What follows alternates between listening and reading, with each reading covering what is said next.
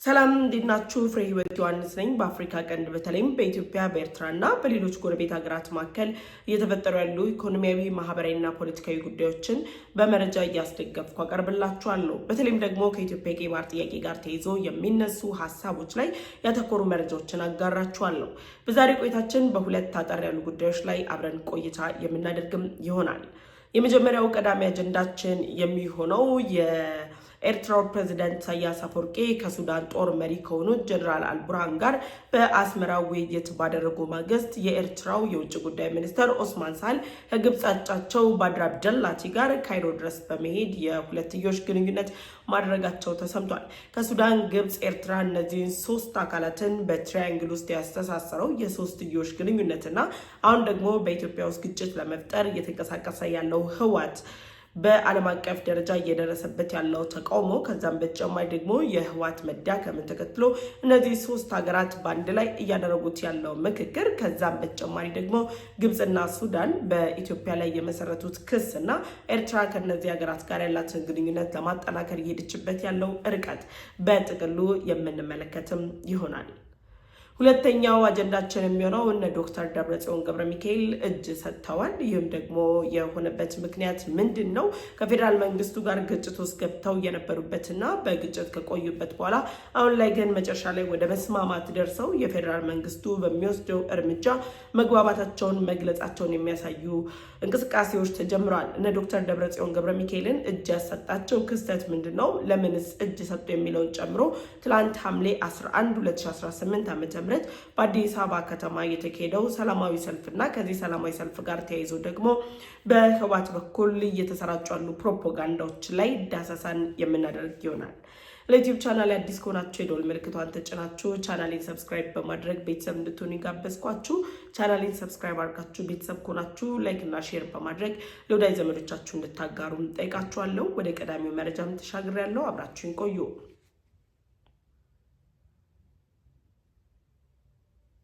ኢትዮጵያ ወደ ቀይ ባህር ለመግባት ጥያቄ ካቀረበችበት ጊዜ ጀምሮ ከኢትዮጵያ ጋር ከፍተኛ የሚባል ውጥረት ውስጥ ያለችው ኤርትራ ከግብጽ ጋር እንዲሁም ደግሞ ከሱዳን ጋር ያላትን የሁለትዮሽ ግንኙነት እያጠናከረች መጥታለች። በተደጋጋሚ በሱዳን የእርስ በርስ ጦርነት ላይ በቀጥታም ሆነ በተዘዋዋሪ መንገድ እየተሳተፉ ያሉ አካላትን የአሜሪካ መንግስትን ጨምሮ ሌሎች ዓለም አቀፍ ተቋማት ተጠያቂ እናደርጋለን የሚሉ መግለጫዎችን ሲያወጡ ቆይተዋል።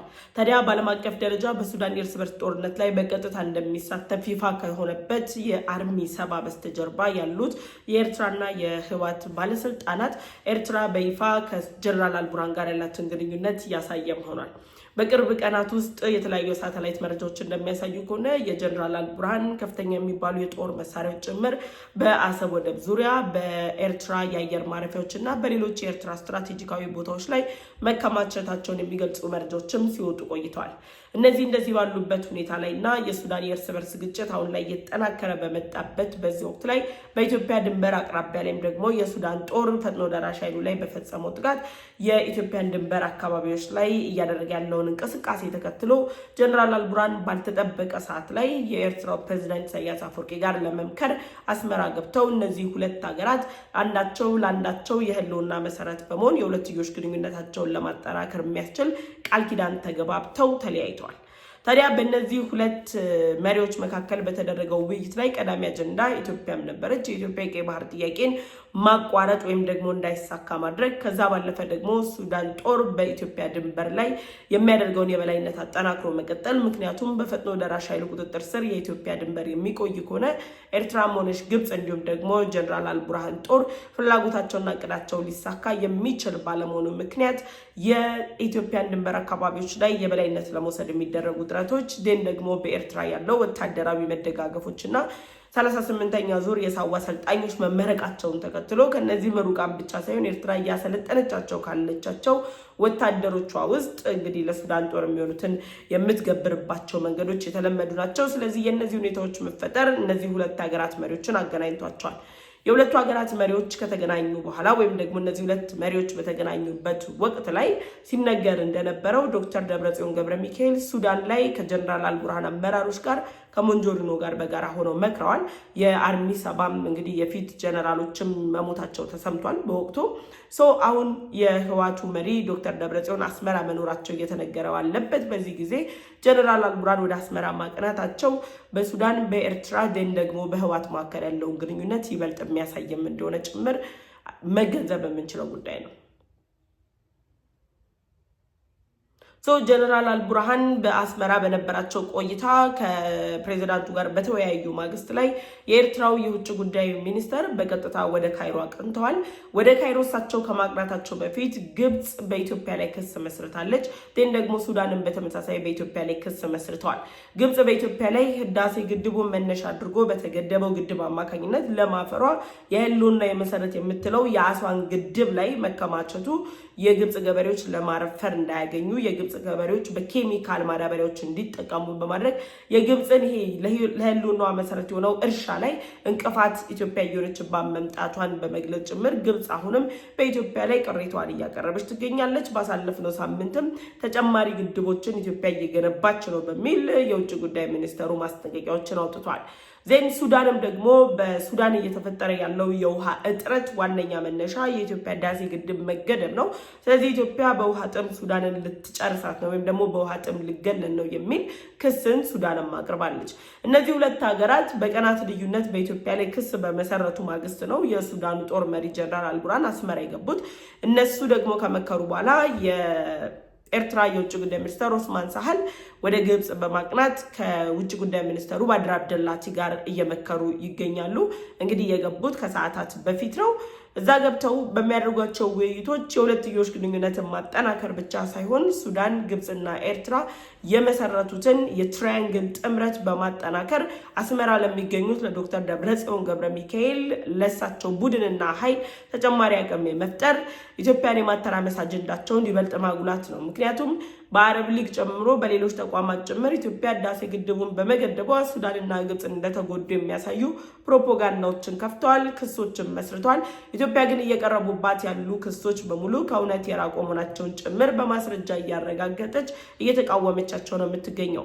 ስለዚህ የእነዚህ ሁለት የውጭ ጉዳይ ሚኒስትሮች ውይይት የሚያተኩረው በምን ላይ ነው የሚለው መሰረታዊ ጉዳይ ሊሆን የሚችል ሳይሆን የሚታወቅ ነው። በግብጽና በኤርትራ መካከል የተደረሰው የቀይ ባህር ስምምነት ግብጽ በኤርትራ በኩል ኢትዮጵያ ላይ ልትፈጥረው የምትፈልገው ጫና ደግሞ በሀገር ውስጥም ሆነ በውጭ ከፍተኛ ተቃውሞን እያስተናገደ የሚገኘው ህወሓት የነሱ አገር መበጥበጫ መሳሪያ እያስከተለባቸው ያለው ውድቀትና ህልማቸውን ለማሳካት እንደማይችል በመረዳታቸው በአንድ ላይ እንዳይሰበሰቡ የፖለቲካ አንድምታውን ለመቀየርና ትኩረቱ ዲፕሎማሲ ላይ ብቻ ያጠነጠነ እንዲመስል ለማድረግ በተለያዩ ጊዜያት በጋራ እየመከሩ ያሉበት ሁኔታ ነው ያለው።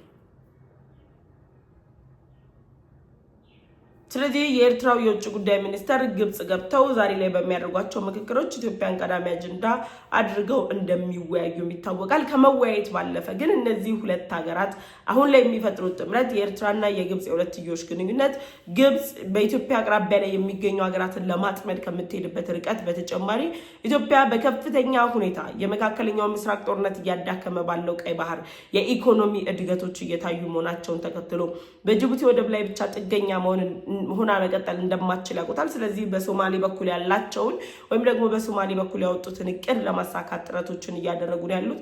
ስለዚህ ከኤርትራ ጋር ያለውን የሁለትዮሽ ግንኙነት ማጠናከር ያስፈልጋል። ጀነራል አልቡርሃን ከኤርትራው ፕሬዝዳንት ኢሳያስ አፈወርቂ ጋር የመከሩትን ምክክር በቃል አቀባያቸው በኩል በኦስማን ሳህል በኩል ወደ አልሲሲ ወይም ደግሞ ወደ ካይሮ ቤተ መንግስት ተልኮ መረጃ ልውውጦች ይደረጋሉ። ስለዚህ ጀነራል አልቡርሃን በኢትዮጵያ ድንበር ላይ ምን ጎደላቸው፣ ምንስ ያስፈልጋቸዋል፣ ደግሞ ኢትዮጵያ ውስጥ ለሚንቀሳቀሰው የህወሓት ቡድን በሱዳን በኩል የተሰጡ መሬቶች እየተሸጡ ያሉ የትግራይ ወጣቶችና ወታደሮችን አሁናዊ ሁኔታ በተመለከተ ሰፊ ምልመላው ላይ ያተኮሩ ውይይቶችን ያደርጋሉ ተብሎ ይጠበቃል። እነዚህ በይፋ የሚነገሩ ሳይሆኑ ግብጽና ኤርትራ እንዲሁም ደግሞ ሱዳን በሚስጥራዊ መንገድ ኢትዮጵያ ላይ እንደሚዶልቱት ሁሉ ከማይክሮፎን በስተጀርባ የሚደረጉ ውይይቶች ናቸው። ስለዚህ እነዚህን አጠቃላይ አድርገው ኢትዮጵያ ላይ ጫና ለመፍጠር ይበልጥ አሁን ላይ እየተጠናከሩ ይበልጥ የሶስትዮሽ ግንኙነታቸውን እያጠናከሩ መሆናቸውን የሚያሳይ መረጃ ነው። እንግዲህ የውጭ ጉዳይ ሚኒስትሮቹ ተገናኝተዋል። እነሱ ኦፊሻሊ በዚህ ጉዳይ እንወያያለን ብለው ደግሞ ምን ሊያወጡ ይችላሉ የሚለውን ያው መረጃዎቻቸውን ሲያወጡ በሐሳብም ሆነ በመረጃ አስደግፌ ይዤላችሁ ቀርባለሁ። ወደ ሁለተኛው አጀንዳም እንሻገር። ሁለተኛው አጀንዳችን የሚሆነው በትግራይ ክልል እየተንቀሳቀሰ የሚገኘው የነ ዶክተር ደብረጽዮን ገብረ ሚካኤል ቡድን እጅ ሰጥቷል። እጅ የሰጠበት በፌደራል መንግስቱና በትግራይ ክልል ባለው ትምህርት ቢሮ መካከል ተፈጥሮ በነበረው ውጥረት አማካኝነት የትግራይ ክልል ትምህርት ቢሮ በአገር አቀፍ ፈተናዎች ላይ ያወጣው ከዚህ ቀደም መግለጫ አውጥቶ ነበር። በመግለጫው ላይ በክልሉ የሚገኙ ተማሪዎችን በራሱ ፕሮግራም፣ በራሱ እቅድ፣ በራሱ ጊዜ ፈተና እንደሚፈትናቸው ይፋ አድርጎም ነበር። ነገር ግን ክልሉ ካለበት አሁናዊ ሁኔታ እነዚህ ተፈታኞች ከተፈተኑ በኋላ በፌደራል መንግስቱ የትምህርት ስርዓት ውስጥ በሌሉ አፈታተን ሂደቶች ውስጥ አልፈው በየትኛውም ዩኒቨርሲቲ ሆነ በየትኛውም ትልልቅ ተቋማት ላይ የመማር እድል እንደማይኖራቸው በመገንዘቡ ወጣቶቹ በአገር ውስጥም ሆነ በውጪ ድረስ እያሰሟቸው ያሉ ተቃውሞች ህወሓት ላይ ቤተሰቦቻቸው እነሱ እያስነሱት ባለው ተቃውሞ አማካኝነት የትግራይ ክልል ትምህርት ቢሮ አሁን ላይ ባወጣው መግለጫ አማካኝነት የፌደራል መንግስቱ ባወጣው ፕሮግራም በትግራይ ክልልም ፈተናው እንደሚካሄድ ይፋ አድርጓል። የፈተናው መካሄድ ሳይሆን ከፈተናው በስተጀርባ ተፈታኞች በሚቀመጡበት ጊዜ ግን የጥይት ባሩድ እየሰሙ ካሁን መተው ተያዘን በሚል ፍርሃት ውስጥ ሆነው እንደሚፈተኑ ማሰብ ሌላኛው ትኩሳት ወይም ደግሞ ሌላኛው ህመም ነው የሚሆነው። የትግራይ ክልል አሁን ባለው ሁኔታ ላይ በትምህርት በኩል ላይ ትውልድ ካልተማረ አገር መገንባት አይቻልም። ስለዚህ እነዚህን ወጣቶችን ፈተና አትፈተኑ ማለት ላለበት ተቃውሞ አሁን ላይ እየተነሳ ላለው ተቃውሞ ተጨማሪ አቅምን የሚፈጥርና ተቃውሞን የሚያጠናክር መሆኑን ተከትሎ በከፍተኛ ሁኔታ የትምህርት ስርዓታቸው ላይ ችግር ይፈጥርብናል ብለው ስላመኑ የፌደራል መንግስቱን የመፈተኛ መርሃ ግብሮች ወይም ደግሞ የፌደራል ትምህርት ቢሮ ያወጣውን አቅጣጫ በመጠቀም ለፈተና እንደሚያቀርቧቸው ገልጸዋል። ይሄ አንደኛው እጅ የሰጡበት ጉዳይ ነው። ከትምህርት በተጨማሪ አሁን ላይ ያለው በክልሉ ያለው ሁኔታ ፈተናውን ሊፈተኑ የሚችሉት በአስገዳጅ ወታደራዊ አፈሳው ያልታፈሱ ከክልሉ እንዲወጡ ያልተደረጉ ዘብጥያ ያልተወረወሩ ወጣቶች ናቸው። በትግራይ ክልል አስቸኳይ ወታደራዊ አፈሳ ተጠናክሯል። ወጣቶች እየተሸጡ ነው ያሉት ለሱዳን። ስቲል አሁን ድረስ ህወሓት እየካደው ያለው ለሱዳን አልሸጥኩም እያለ ያለውና ግን በይፋ መግለጫ የማይገልጸውና ውስጥ ለውስጥ ግን በሚያደርጋቸው ዘመቻዎች ለትግራይ ሉዓላዊነት፣ ለትግራይ አንድነት፣ ለትግራይ መቀጠል ነው እየተዋጉ ያሉት በሚለው መልኩ እያወራ ነገር ግን ለሱዳን እየማገዳቸው ነው ያለው። በትግራይ ክልል ስላለው አሁናዊ ሁኔታ የጦርነት ድባብን መነሻ አድርገው ደግሞ ከፍተኛ የሚባሉ ተቃውሞዎች እየተደረጉ ባሉበት በዚህ ወቅት ላይ በክልሉ ላይም ሰልፎች እየተደረጉ ነው ያሉት። በሌሎች ቦታዎችም ህወሓትን የሚቃወሙ ድምጾች እየተሰሙ ነው ያሉት። ከሁሉ በላይ ግን የህወሓት ባለስልጣናትን ፕሮፓጋንዳቸውን የሚሰሩላቸው አካላትን ከተኙበት የቀሰቀሰው በአዲስ አበባ የተደረገው ሰላማዊ ሰልፍ ነው። በአዲስ አበባ በተደረገው ሰላማዊ ሰልፍ ላይ እኔ ፐርሰናሊ ተገኝቻለሁ።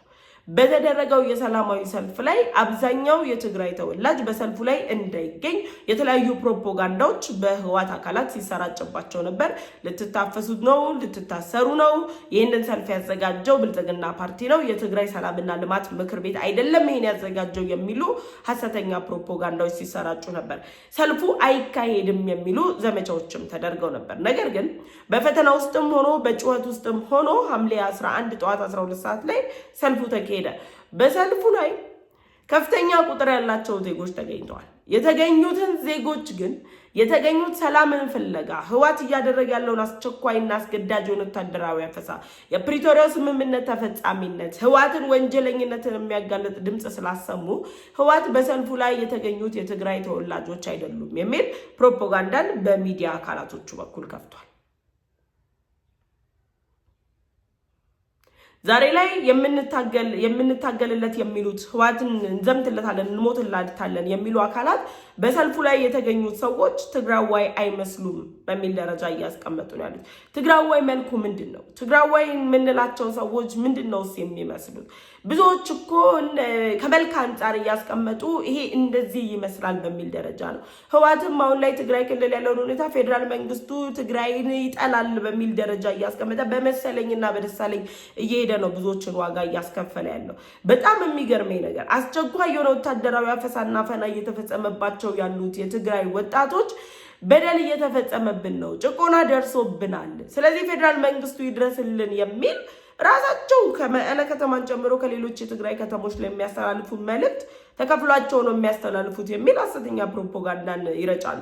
እነሱ ግን መቀመጫቸው የት ነው? ትግራይ ክልል ተቀምጦ ይሄንን መልእክት የሚያስተላልፍ የለም። ትግራይ ክልል ተቀምጦ ሰላማዊ ሰልፉ ላይ ውሸት ነው የሚል የለም። ሁሉም ያሉት አውሮፓ ነው። ሁሉም ያሉት እና አሜሪካ ነው። ሁሉም ያሉት በኮንፈርት ዞናቸው ውስጥ ነው። እያለቀ ላለው ወጣት ሳይሆን ግድ የሚላቸው በትግራይ ክልል ስለሚቀጥለው ህወሓት ነው። ስለዚህ ሰልፉ ላይ የወጡት የትግራይ ተወላጆች አይመስሉም። ሰልፉ ላይ እነሱ ጠብቀው የነበሩት እናቶችን የጠበቋቸው የአልባሶ የተሰራች እናትና ሽፎን የለበሰች እናት ነው የጠበቃችሁት። ሰልፉ ላይ ይወጣል ብላችሁ የጠበቃችሁት ወጣት፣ የትግራይ ወጣት የጠበቃችሁት እናንተ የትኛውን ወጣት ነበረ? ምን አይነት ወጣት ነው ስትጠብቁ የነበረው? ወጣ፣ ተቃወማችሁ። ዓለም አቀፍ ሚዲያዎች ሁሉ ዘገባውን ሰሩት። የፕሪቶሪያ ስምምነት ይፈጸም ተባለ። በትግራይ ክልል ያለው አስገዳጅ ወታደራዊ ፈሳ፣ ሌላው ቢቀር በትግርኛም በአማርኛም በእንግሊዝኛ ቋንቋ መልእክቱ ተላለፈ። የተሳካ ሰልፍ ነበር። ኢትዮጵያውያን ህወሓት ያልተረዳው አንድ ነገር የትግራይ ተወላጆች አይመስሉም ሰልፉ ላይ የወጡት የሚለው ዘመቻ። የትግራይ ተወላጅ እንኳን ሰልፉን ካልወጣ መላው ኢትዮጵያዊ ከነሱ በተቃራኒ መሰለፉ ማወቃቸው ራሱ በቂ እኮ ነው። ኢትዮጵያውያን ሌሎች ኢትዮጵያውያን ከሆኑ የወጡት ራሱ የሄዳችሁበት ያለው አካሄድ ትክክል እንዳልሆነ ለትግራይ ህዝብ ወገንተኛ መሆኑን የኢትዮጵያ ህዝብ ያስመሰከረበት አጋጣሚ መሆኑን መገንዘብ አለባችሁ። ምንስ ማለት ነው? ሰልፉ ላይ ያየናቸው ሰዎች ከእናንተ ከመሪዎቹ የተለየ መልክ ነው ያየ ነው? ምንድን ነው ያየ ነው? ከኢትዮጵያዊነት የወጣ መልክ አይተናል? አረብ አይተናል? የውጭ ዜጋ አይተናል? ወይስ ደግሞ እንትን አይተናል? የጎረቤት ሀገሮቻችንን አይተናል? ኢትዮጵያዊ ፊት ነው ያየ ነው። ኢትዮጵያዊ መልክ ነው ያየ ነው። እኔ የትግራይ ተወላጅ ይሄ ነው መልኩ የሚል የሚያስቀምጥ ካለ እኔ በጣም ነው የምገረመው። እንዴ ምንድን ነው መልኩ? ምንድን ነው የጠበቃችሁት? የትኛውን መልክ ነው የጠበቃችሁት? ትግርኛ ቋንቋ ቅልጥፍ አድርገው እያወሩ አማርኛ ጥሯቸው አማርኛውን በትግርኛ አደባልቀው ለማውራት የሚመክሩ ሰዎችን ፊታቸው የሚመስለው የሌላ ብሔር ነው የሚመስለው አይደለም እንጂ ነው እያሉ የሚያወሩ ሰዎች የኔ ጌታ በነበረው ዝናብ አይደለም ተከፍሎት መውጣት ይቅርና በምንም ጥቅም አታለው ሰው ሊወጣ አይችልም። ከባድ ዝናብ ነው የነበረው እኮ ሌሊቱን ሲዘንብ ነው ያደረው። በዛ ሰልፍ ውስጥ ሆኖ ነው ተቃውሟቸውን ያሰሙት። ሲያለቅሱ የነበሩት እናቶች ታዲያ ምን ሆኖ ነው ሲያለቅሱ የነበረው? እዛ ሰልፍ ላይ ተገኝተው የነበሩ ወጣቶች እኮ ወንድሞቻቸውን እህቶቻቸውን ባለፈው ጦርነት የቀበሩ ናቸው እኮ። ቁስላቸው ላይ እንጨት እየሰደድክ የወጡት የትግራይ ተወላጆች አይመስሉም ማለት ምን ማለት ነው? ምን የተለየ መልክስ አላችሁ እናንተ? የትግራይ ተወላጆች ናቸው አይደሉም የምትሉ ሰዎች እናንተ ምንድነው የተለየ መልካችሁ? እኔ ከኢትዮጵያዊ መልኩ ውጪ እዛ ሰልፍ ላይ ከታየ እኔ እንግዲህ በጣም ነው የምገረመው። ኢትዮጵያዊ ነው የወጣው። ምን አይነት ዜጋ ወጥቶ ነው ሲባል የነበረው ነገር ሁሉ ሲወጣ የነበረው? በቃ መሸነፋችሁ ማመን ስላልቻላችሁ ለማሸማቀቅ እየሄዳችሁበት ያላችሁት ርቀት ዓለም የሚሰማው አይደለም። ዓለም ትልቁን ድምፅ ሰምቷል። ህወሓት የወንጀለኞች ስብስብ ነው፣ የፌደራል መንግስቱ እርምጃ ይውሰድ የሚለው ድምፅ ተሰምቷል። የእናንተ አይደለም የተሰማው ድምፅ። ዓለም መስማት ያለበትን ሰምቷል። በመልክ ማመሳሰልና በመልክ ጥላቻ ጠልፋችሁ የወጣቶቹን ድምፅ ልታፍኑ አትችሉም። እያፈናችሁ ወታደር ያደረጋችሁትን ወጣት እዛው ልታስቀሩት አትችሉም። ሱዳን እየሸጣችሁት ያላችሁትን ወጣት ህይወቱን ልታጨልሙ አትችሉም። ማንም ምንም ይምሰል ኢትዮጵያዊ ግን ወጥቶ ጦርነቱን እንደማይፈልግ ገልጿል። ምንድነው መስማት የፈለጋችሁት? እንኳን ኢትዮጵያውያን ይቅርና የሚያስገርማችሁ ኤርትራውያን በሰልፍ ላይ ወጥተዋል። የብርጌድ ንሓመዱ አባላት ባንዲራቸውን ይዘው እዚህ ፎቶ ላይ ቪዲዮ ላይ ይዤላችኋለሁ ወጥተዋል። ፕሪቶሪያ ስምምነት ይፈጸምልን፣ ትግራይ ክልል ጦርነት አያስፈልግም፣ ወንድሞቻችን እየሞቱ ነው ያሉት፣ አገራቸውን ለቀው ተሰደው የመጡት ለሌላ ሀገር ጦርነት አንሞትም ብለው ነው። የትግራይ ወጣትም ይሄንን ፌስ ማድረግ የለበትም እያሉ ነው ያሉት። ይሄንን ስትዋሹ ነው። ማን ከፈላቸው ልትሉ ነው? ማን እነሱን እስቀጠራቸው ልትሉ ነው? የብርጌድ ንሓመዱ አባላትስ መልካቸው ማንን ነው የሚመስሉት? የተለየ መልክ አላቸው?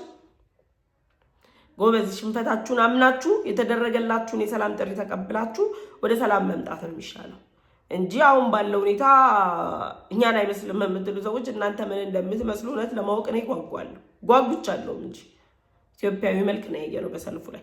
ብቻ በዚህም አላችሁ በዛም የተሳካ ሰልፍ ነበር። ድምጾች ተሰምቷል። ዓለም አቀፉ ሚዲያ ማየት ያለበትን መስማት ያለበትን ሰምቷል። ቀጣይ እንግዲህ በህወሓት ላይ እርምጃዎች ይወሰዳሉ የሚል ተስፋዎች አሉ።